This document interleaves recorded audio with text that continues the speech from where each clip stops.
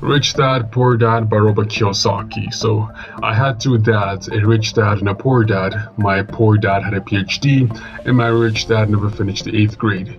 My poor dad never liked the discussion of money, and he would always forbid it. My rich dad, on the other hand, encouraged the discussion of money, and he would always say, never say I can't afford something, because if you do, you force your brain to go to sleep and to stop working on thinking of creative ways to make money.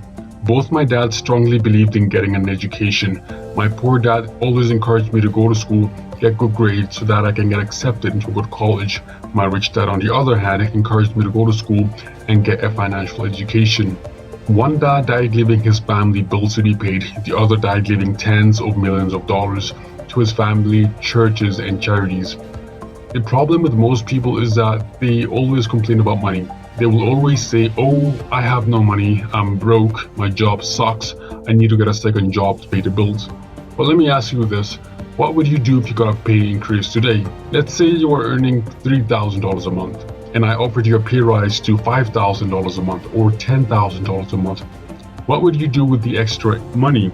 Would you invest it or spend it? You see, more often, money is not necessarily the solution. More money does not translate into less problems. In fact, it's your poor understanding of money and how it works. You have a poor financial IQ, as Rich Dad would say. This is why the poor and middle class have financial problems. Instead of investing a portion of their paycheck into income generating assets, they end up buying liabilities. A brand new car, for instance, a brand new 50-inch flat screen TV, or the latest iPhone. The list goes on and on. As a result, no matter how much their paycheck may increase, they are always going to find more frivolous ways to spend it. The rich, on the other hand, spend most of their paycheck investing in income-generating assets. Planting assets is like planting a tree. If you want to be rich, you need to be financially literate, period. If you are going to build the Empire State Building, you need a firm foundation. The poor and illiterate build a skyscraper with a poor foundation. As a result, instead of the Burj Al Dubai, you get the Leaning Tower of Suburbia, and hence the financial headache start.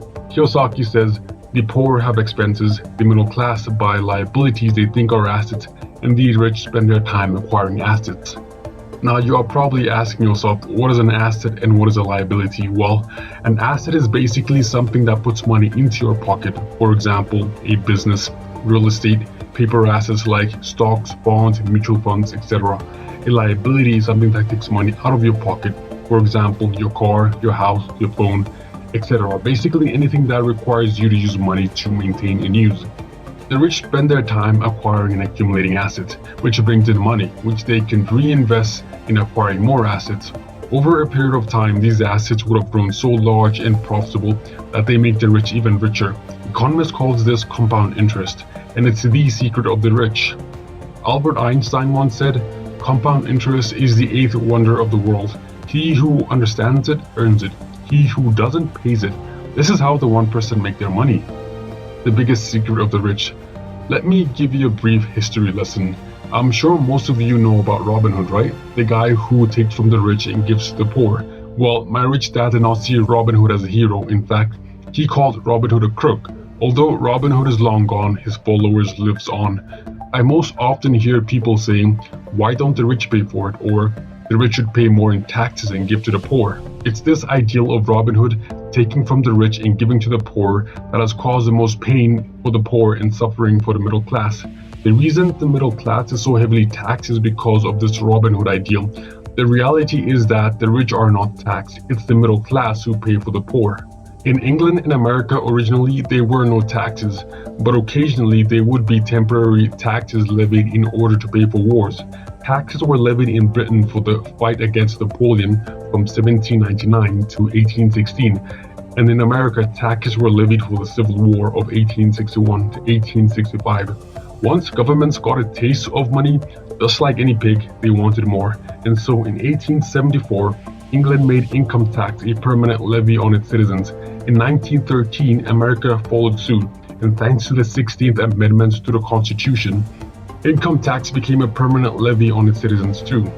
Initially, these taxes were levied on the rich, and it was made popular and accepted by telling the poor and middle class that the taxes were created to punish the rich.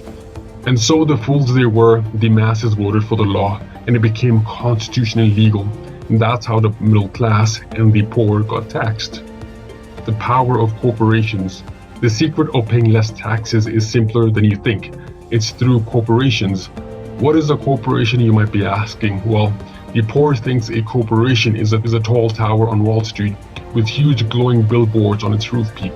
The truth is, this is not true. In fact, a corporation is simply a legal document, authorized to act as a single entity, a legal person in the eyes of the law, if you will. Corporations are legally allowed to meet all their expenses first, then get taxed on whatever is left. So they spend on hotels, cars, jets, literally anything you can think of, and then whatever is left is taxed. So if a corporation had, let's say, $1 million and spends $990,000, they would only be taxed on whatever is left, which is $10,000. By exploiting these loopholes in the law, guys like Warren Buffett pays less in taxes than their secretaries.